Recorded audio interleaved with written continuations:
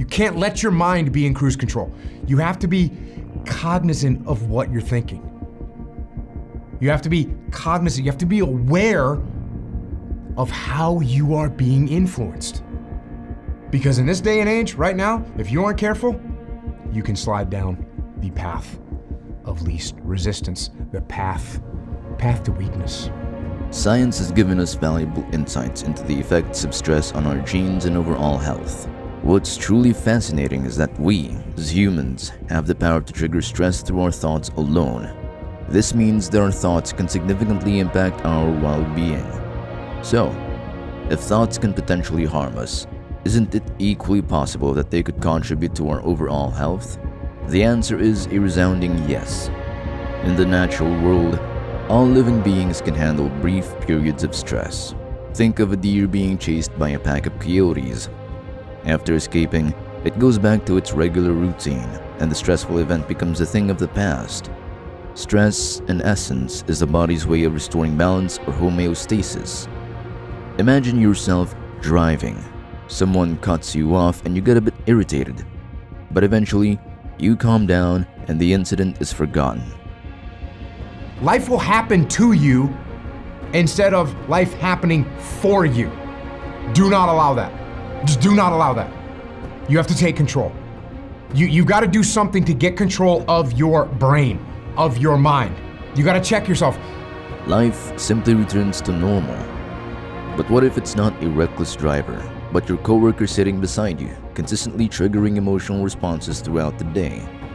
When you're constantly stressed and can't switch it off, your health becomes compromised.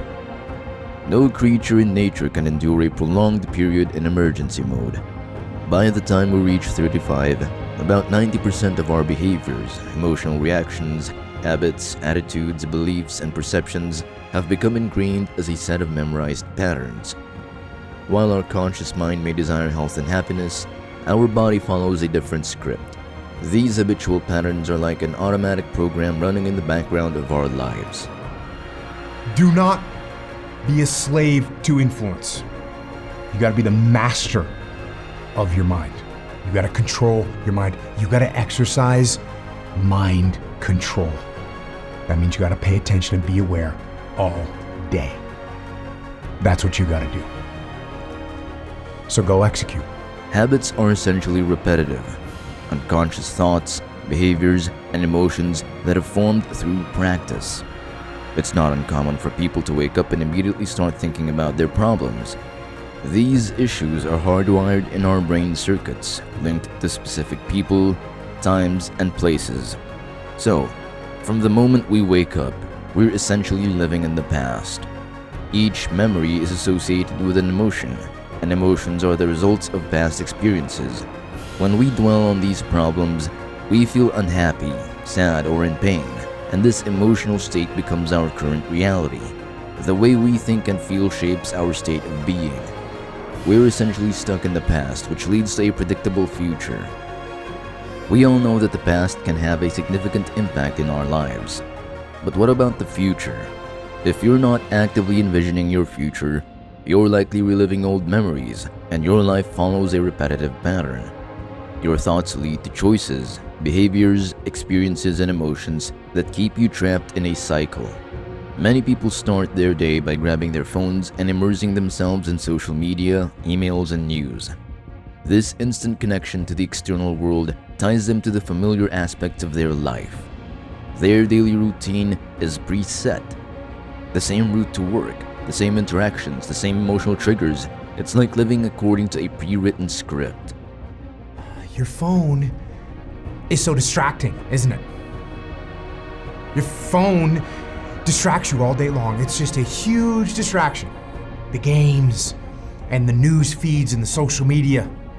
There's only one person to blame, and that's you. You click and scroll and look and get that little dopamine hit that they dole out to you over and over again, and you snort it up like an addict.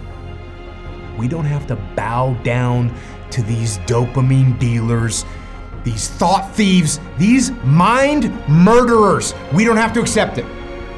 Get control. Free your mind, stop scrolling, stop clicking, and start living.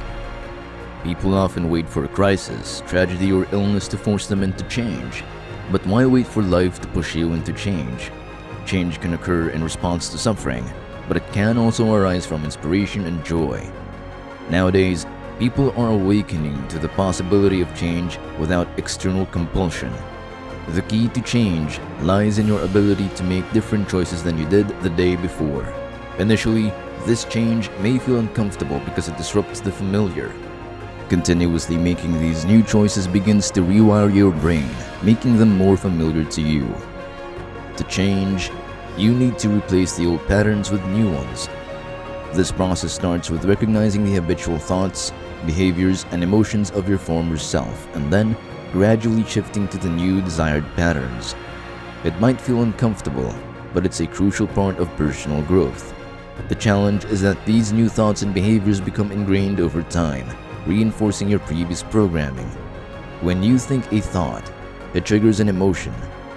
If it's a negative thought, it produces anxiety, and your brain signals your body to be anxious. You then start thinking more thoughts that correspond to your anxious state. The body craves familiarity, and it influences your mind to return to familiar emotional states.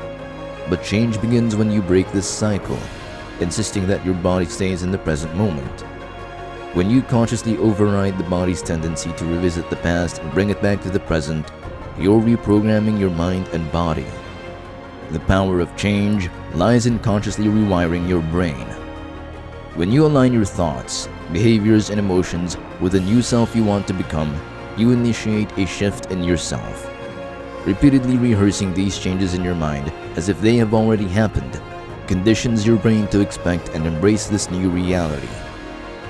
Your brain doesn't differentiate between imagined and actual experiences. By consistently practicing these mental rehearsals, you reprogram your brain, moving from the known past to the unknown future. In doing so, you can reshape your life and create a better, more fulfilling existence.